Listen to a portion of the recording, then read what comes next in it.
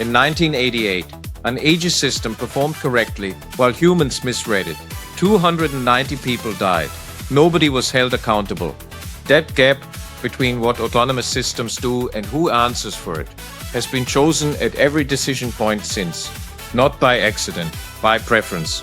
8 years, $1 billion of public research with no governance component.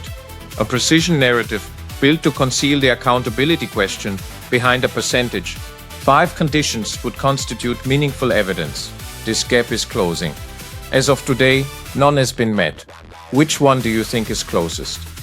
Let's get into it. The accountability gap in military AI is 80 years old. It did not begin with algorithms or machine learning. It began with a flying bomb, preset to land wherever physics carried it, with no human responsible for where it fell. This is the Hamberger Report. I'm Andreas Hamberger, enterprise architect and governance practitioner, Wellington. On the 13th of June 1944, a small winged aircraft appeared over the Kent coast before dawn. Distinctive buzzing sound, engine cut out, dive. The first V-1 flying bomb struck East London at 4:25 in the morning. 6 people were killed. Over the following 9 months, 9,521s were launched against Britain, killing approximately 5,500 people and injuring 16,000 more. The V-1 was significant not for its destructive power, but for its design logic.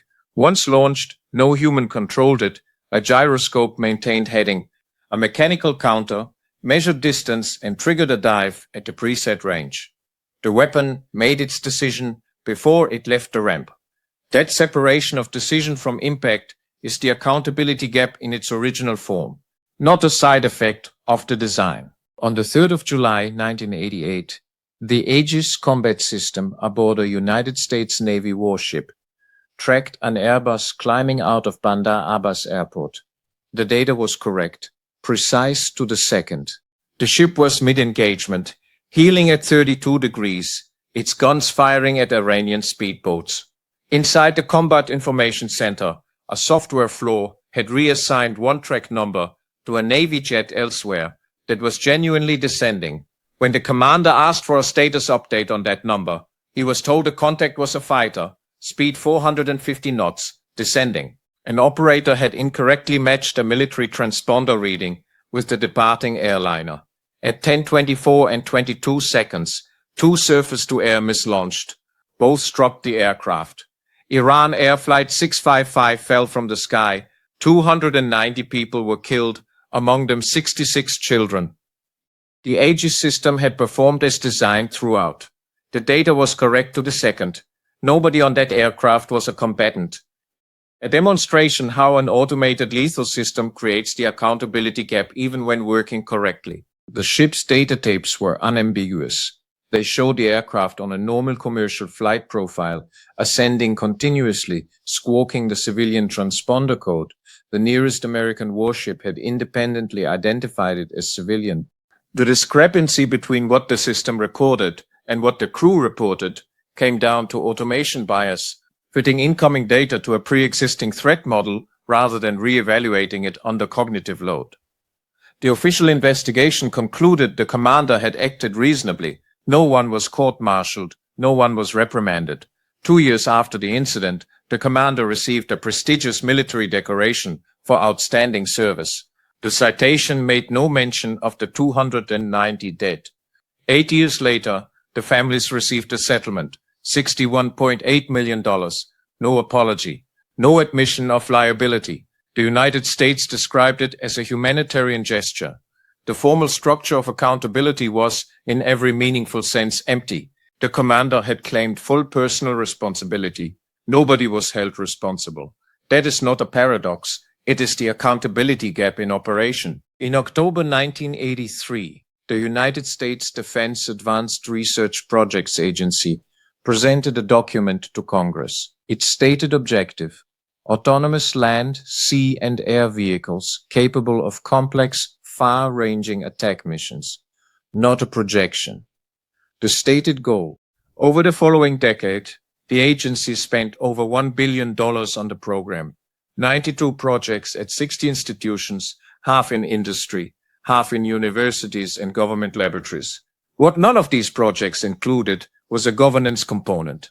Across $1 billion and 92 projects, nobody designed a parallel program asking whether autonomous attack systems should be subject to any legal framework before deployment. No researcher considered the accountability implications of removing human control from lethal decisions. The question it never asked was, who answers when it kills the wrong people?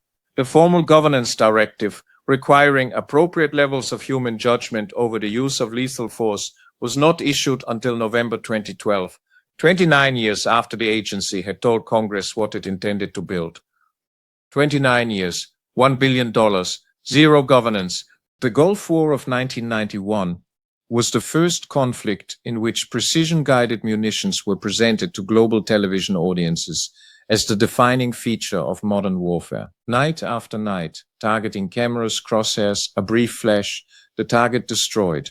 What the footage did not show was the other 92%. Precision-guided munitions were approximately 8% of total ordnance. The remaining 92% were unguided conventional weapons delivered from altitude. After the conflict, the Pentagon acknowledged that approximately 70% of bombs dropped had missed their intended targets. The 8% that were precision-guided accounted for 75% of all successful strikes. That statistic was accurate. What it obscured was everything else. Tens of thousands of unguided weapons dropped on a country whose civilian population was underneath them. The framing of civilian casualties did real work. Collateral damage converted an accountability question into a technical one. When a bomb killed civilians, the question was no longer who decided to drop it. It became, was the weapon accurate? That distinction became the template for military AI accountability for the next 3 decades.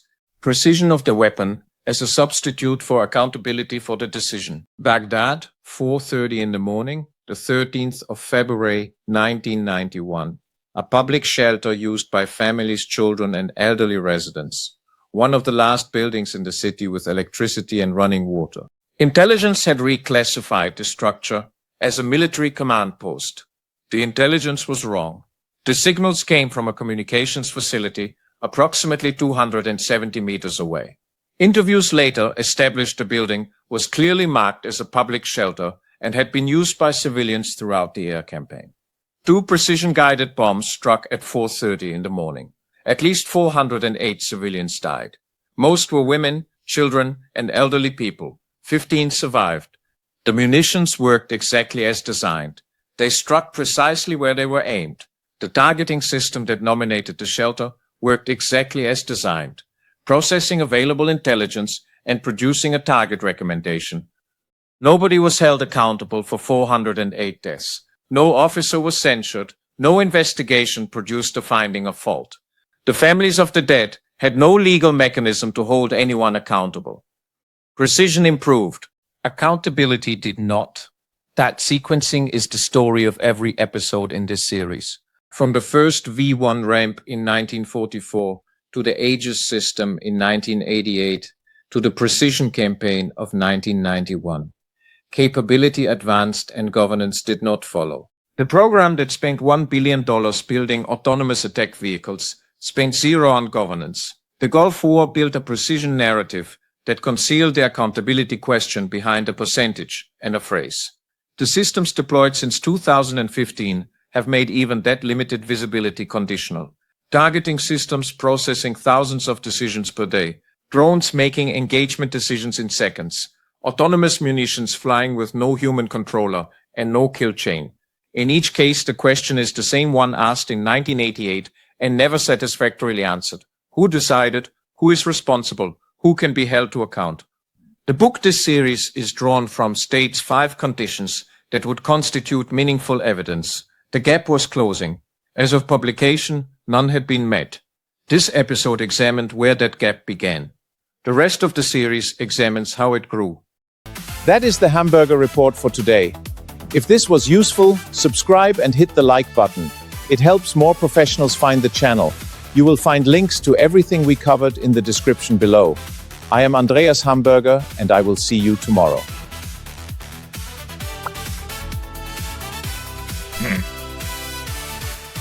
like and subscribe.